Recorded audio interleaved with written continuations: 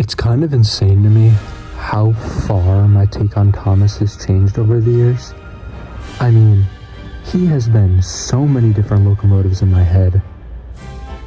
For one thing, he was an E4, then he was an LNER J72, then I considered just keeping him at E2, then he was an LSWR G6, and then I found the Southeastern Chatham Railway R class, and I found out how old it was, and I tried to do like a headcanon where basically Thomas was a replacement for a member of the class that was withdrawn in 1914, but the more I thought about it, the more I realized that that engine just didn't click as Thomas. There was something about it that didn't say Thomas to me.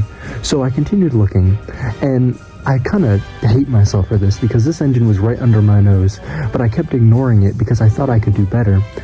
But recently I decided to sit down and actually look into the Furnace G5 class, just for the heck of it.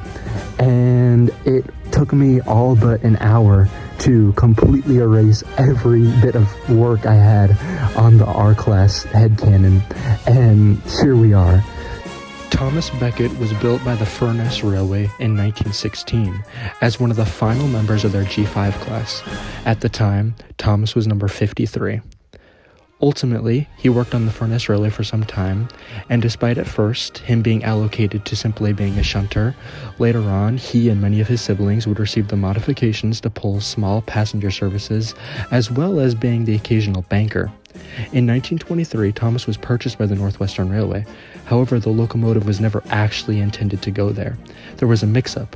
While shunting a train for another engine late one night, Thomas was accidentally left coupled to the back, and he ended up being dragged all the way to the Northwestern Railway, and more specifically Vickerstown.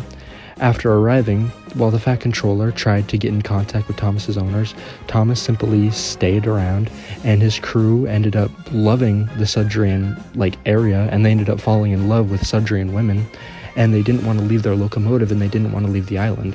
So they had a meeting with the Fat Controller, and he, actually becoming quite fond of Thomas in the time he was there, ultimately ended up purchasing Thomas, allowing Thomas to become the first official engine of the Northwestern Railway.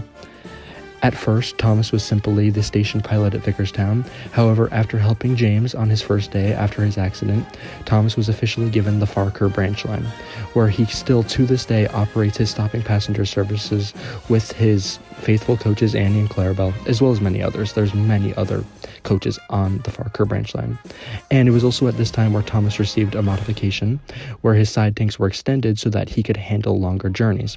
The reason being is the Farker branch line is quite a bit bigger than it is in the railway series. In fact, the entire island is quite a bit bigger, and I know that might not make sense geographically because the Isle of Man, but I'm going to do one big explanation on it one day. I'll do a whole video dedicated to it. So yeah. And the final thing to cover would be his voice, Simon Nash.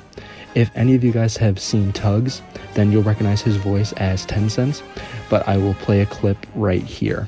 Right, Captain Star. Here, what's his name? Might brighten you up a bit, top hat. Make sure you don't bump into her, Warren. Yeah, right.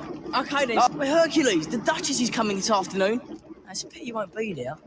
Yeah, I'm looking for a switcher called Sunshine. You ain't seen him?